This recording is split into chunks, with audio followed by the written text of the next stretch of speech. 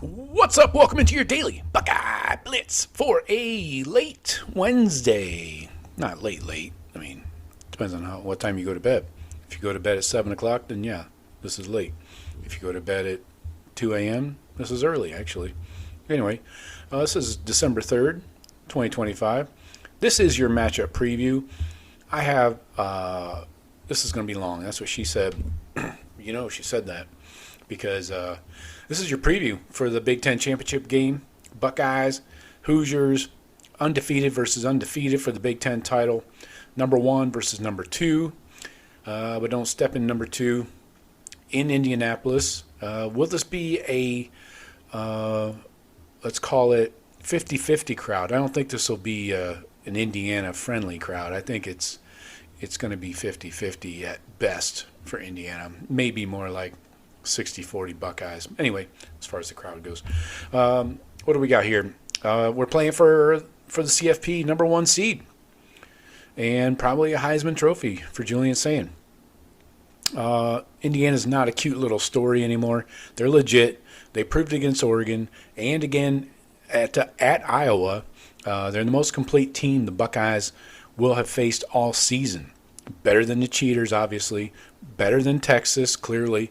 And obviously they're not even close to Penn State. I mean, yeah. So what we learned from Indiana's win, we're going to talk about that. And how much they match up against the best team they've seen. And where the Buckeyes can actually attack this roster. Again, Indiana, I think, is the only comparable team they've played comparable to the Buckeyes, so that's why I want to touch on that. But let's get into the big picture. The stat profile, this is basically on paper a mirror image of the Ohio State Buckeyes. Indiana top 5 in total defense, total offense, everything. They're top-notch. Davy Kleinfeld in yards per carry. You guys know where Davy Kleinfeld's from, right? Carlito's Way. Sean Penn, the lawyer, that's his name. Top drawer, Davy Kleinfeld. I can do a mean Carlito impression. I should do actually a whole episode that way. I would probably hate it afterwards. But anyway, let's move past that squirrel. But anyway, Indiana's top 10 in yards per carry. Yards per carry allowed by the defense. Yards per attempt allowed by the defense. So they lead the nation in turnover margin. And Cignetti's program here is not a fluke. They're 42-6. He's 42-6 at the FBS level at JMU and Indiana. Got a new monster deal, $93 million over 8 years. Indiana's treating him like he's a national title winner already. The staff has continuity. They have an identity. He brought a lot of those guys with him from JMU. So this is not the Buckeyes going against a plucky little underdog. It's 1 versus 2 in all the ways, like in the country. So I would say the difference being Ohio State has the better roster athletically, and I would say deeper as well. Plus, Indiana does have the scheme. Maybe they have the scheme advantage and the aggressiveness of Coach Sig. So, sorry, I got a text. My friend just had a hernia surgery. You know you're getting old when you're having hernia surgeries, right? Fucking Christ, that's my future. Anyway, what the Oregon tape told us about Indiana is that the Indiana linebackers, starting with their defense, they are the engine of the defense. This is the best linebacker unit you're going to see all year outside of Sonny Styles and Arvell Reese. Aiden Fisher, number 4, he's the brains of the defense. He has those. He can diagnose plays like on an elite level. Very productive. Isaiah Jones, number 46, he just creates chaos. He blows up 4th downs. In this Oregon game, he destroyed running backs and pass protection, just runs right through them. He got home on blitzes. He had the game-clinching INT after a tip ball. So he's everywhere. You're going to see his name a lot on Saturday night. Then you got Rolja, Rolija, I don't know, Rolia. You might get rolled. Number 21, he's the leading tackler, sack guy. Very active downhill as a blitzer. Sorry, I've been drinking already. Vodka and apple cider with some smoked cinnamon bitters. It's my smoked orchard drink. Anyway, continuing. These guys aren't just guys sitting down in the box, coming downhill to hit running backs. They blitz, they cover, they chase sideline to sideline. These guys are very athletic. So this is a true strength-on-strength kind of matchup, very comparable to Arvell Reese and Sonny Styles. And so the D-line for Indiana, they run stunts, twists, and they have power. They are not just a bunch of fancy moves. So from the Oregon game, they gave Oregon's offensive line some real problems, even with Oregon's level. I mean, Oregon has a top-notch O-line. They held Oregon to 81 yards rushing. 26 of that was on one carry. So that's respectable. Their key guys up front, Stephen Daly, number 8. He transferred in from Kent State. Yes, the Golden Flashes. One of my famous alums. Now has 18 TFLs. He shows up constantly on tape coming off the edge, twisting, stunting, whatever they ask him to do, he can do it. Tyreek Tucker, number 95, is a big interior wrecker. He blew up an early 4th and short versus Oregon. He's a hard-to-move guy inside, tough to run between the tackles on him. Then you still got Kamara, Mikhail Kamara. His sack numbers are down, but teams are aware of him, obviously. But his pressure numbers are up. He's actually getting more pressures this year. So he's still a real problem off the edge. Wins with effort, motor, he never quits. So as far as the defensive structure goes, you're going to see 3-man, 4-man, 5-man fronts even. Then you're going to get some late twists and stunts. They're going to shift in the gaps. They're going to move and cause some false starts possibly.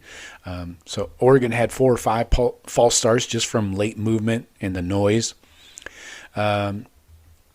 And then the secondary, they're very good. This is probably where you can take advantage, maybe. You get D'Angelo Pons, number 3. He's a boundary corner. He's Oregon barely even looked his way, so teams just decide he's not worth throwing at. He's number 3. Jamari Sharp, number 22. He's the other corner. Gave up some stuff, 10 to 20 yards versus Iowa and Oregon.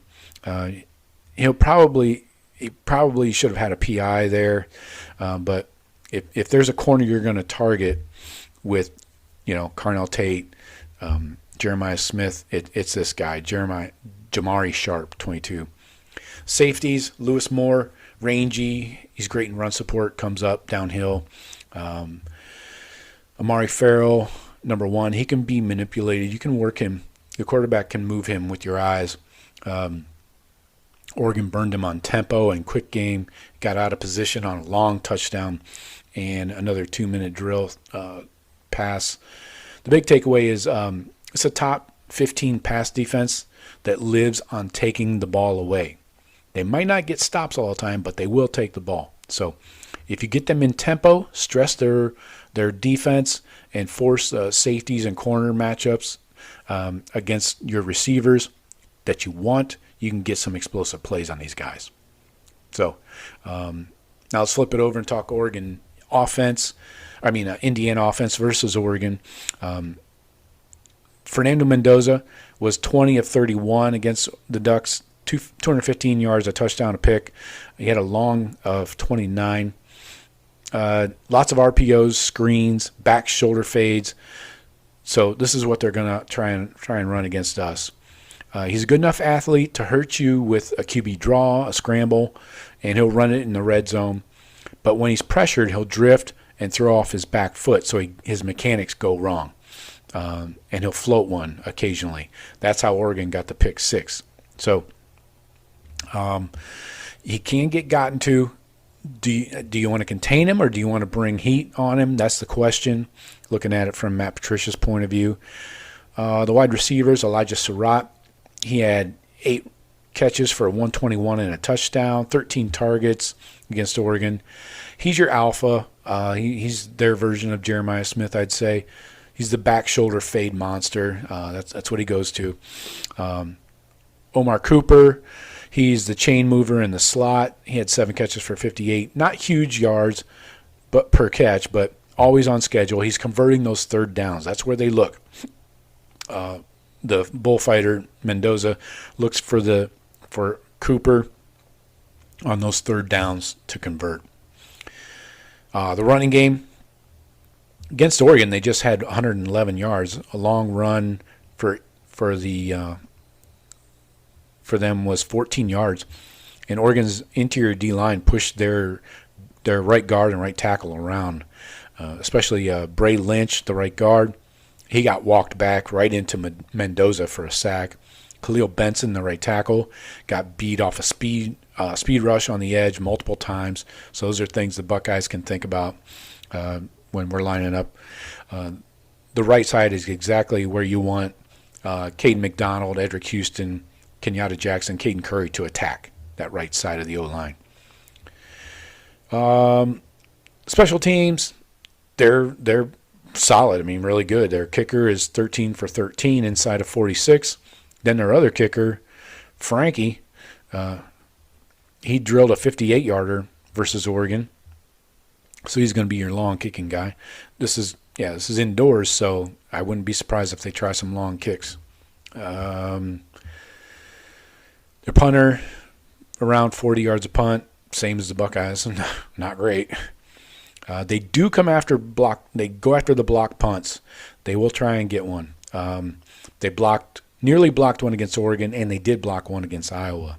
So we know Cignetti's mindset. He's going to attack. He's going to, if you give him 24 seconds, like in this Oregon game, at the end of the half, he's not going to kneel down. He's going to fucking throw it. So they're going to keep attacking, aggressive, ultra aggressive. 2-minute drives, 4th down attempts in plus territory. Expect all of that shit. So the Buckeye offense versus the Indiana defense, got to be ready in pass protection against these stunts. That's how the Buckeye O-line has to win. Indiana is going to do exactly what gave Ohio State issues earlier in the year. Late shifts, simulated pressures, twists inside against the guards and center. So Montgomery, Hinsman, Shabola, they got to be on top of their game. The good news was the pass protection against Michigan was perfect. Sayin was untouched. His jersey looked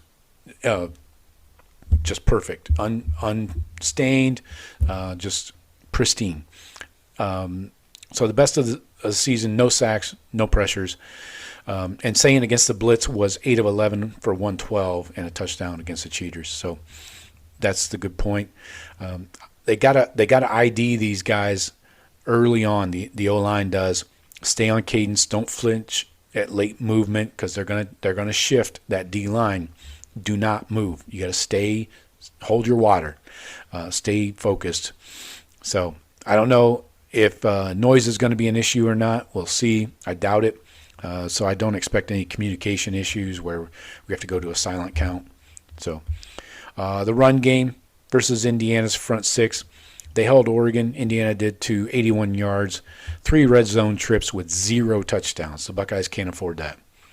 The Buckeyes' run game is peaking right now. I think that's safe to say. Bo Jackson coming off 166 total yards. That's passing and receiving and running against the Cheaters. The O-line spent 12 minutes really crushing Michigan on that 20-play drive. So this can't be a finesse game. You need downhill, gap running to make those linebackers take on blocks instead of running free. You got to get somebody on these guys. So you got to make Jones, Hardy, Fisher take on, Montgomery, the tight ends, even C.J. Donaldson if he's going to come in there as a blocker, Nate Roberts if he's going to be in there as a fullback. You got to make these guys get eaten up. So through the air, Julian Sayin can attack, but he's got to be smart. You got to respect their ball hawking abilities. Trust your dudes.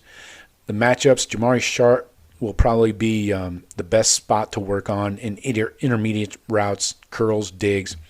And Farrell, you can attack him with tempo and formation. Get Smith and Tate lined up in the slot, even Brandon Innes, to force this guy into space. You can use stacks and bunches in your formation, and then use the RPO, right? Look to get these guys flat-footed. Pons, if you go at him, you better have perfect ball placement, just like Julian's put together. And he's got that size mismatch. That's the thing. This is where Jeremiah can go up over him. Jeremiah's like a half foot taller than Pons. So if Pons is on you, go at Jeremiah. As far as the game flow, the quick game RPO will slow down the linebackers and disguise that run and pass. Then hit the deep shots. If you can get a receiver on Sharp or a safety, then they start driving those routes. So they'll start trying to jump routes. So Indiana relies on these turnovers. That's why we cannot afford a single one. So maybe one. I mean, we did beat the Cheaters easily with one. Can't have more than that, and it can't be costly, like inside our own red zone. So the Buckeye defense here, let's talk about that for a sec. Drink.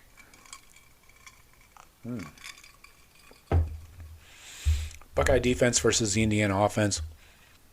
With Mendoza under pressure, he's accurate when he's in rhythm. He's great on screens, RPOs, back shoulders, short stuff, right? What quarterback isn't good at that? So he has enough mobility to hurt you with the draws and the scrambles. But his weaknesses are when that pocket collapses or he's off base. He floats them, throws off his back foot, like I said earlier. That's how Oregon got him. So the plan is win on their right side against Lynch and Benson. They're the weak links. So you probably line up Caden Curry, Kenyatta over there occasionally, and then run some stunts and stuff with McDonald and Edric Houston. Force Mendoza to reset, move, throw late, and we know the secondary is going to hold up in coverage, so that might give the D-line some time to get home.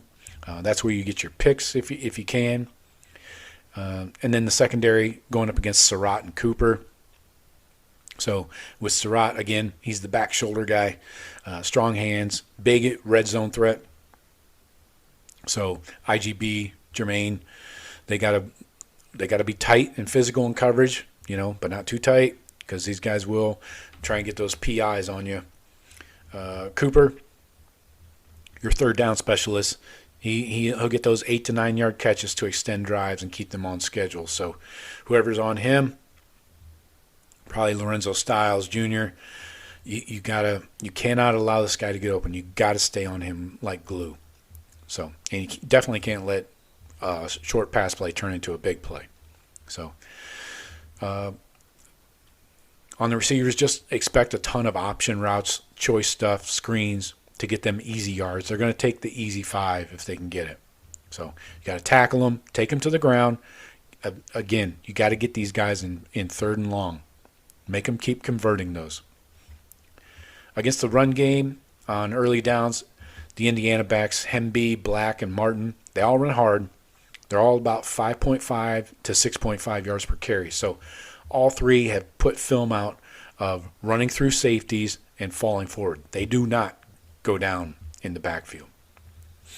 So these guys are consistent. They're not explosive. They're probably not going to take one to the house for 50, but they are consistent and they want to wear you down.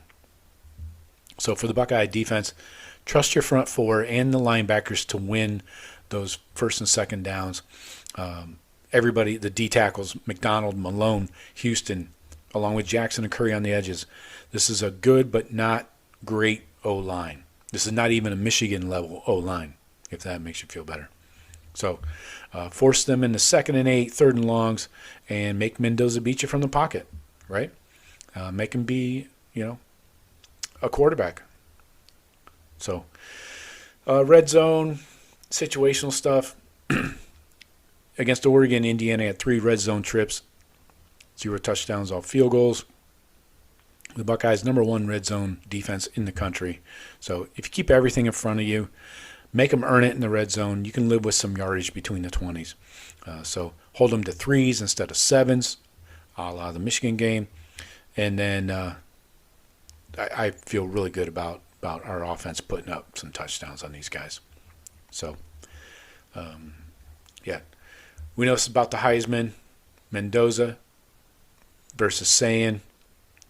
These guys are almost mirror images. 32 touchdowns to 30 touchdowns, 5 picks to 5 picks. Mendoza just 72% completions.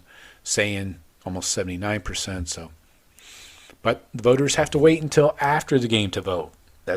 Well, they're supposed to. Will they? Who knows? Anyway, we'll see. We'll see what Mendoza can do against the number one defense in the country. All-timers. Like, we got a few of the best players in college football on our defense. So, you got to be ready for the hyper-aggressive Cignetti. Just Google him shit. But to close it out, Indiana's best coached and the most complete team the Buckeyes will have faced. They showed at Oregon again, that they can play a heavyweight game and win on the road. So they let their defense dictate. They let their front 6 wreck drives, blow up plays, and they're aggressive in all ways. So this is a different animal. But this is indoors. Buckeyes have better athletes all the way around, more depth at every position, I'm sure of it. So what happens if somebody has to come out for a blow? What's the drop-off from the starter to the second-level guy for Indiana is my question. So, yeah, I think we just have to handle the stunts from the O-line point of view, protect the football on offense, of course, and on defense, handle those RPOs and back shoulder fades. They can't throw them all day, right? So I think the Buckeyes roll out of Indy, Big Ten champs, number 1 seed, get a bye in the first round, and they get a few weeks off. We'll see them on New Year's Eve or New Year's Day. So we'll see what happens. Let me know what you guys think. Hit me with your score predictions, and let me know if you're seeing something else. Anyways, hey, don't forget to hit the buckeyecast.com. Do some Christmas shopping. All right? That's all I got for you. That was a long one. She's worn out. Talk to you later. Go Bucks.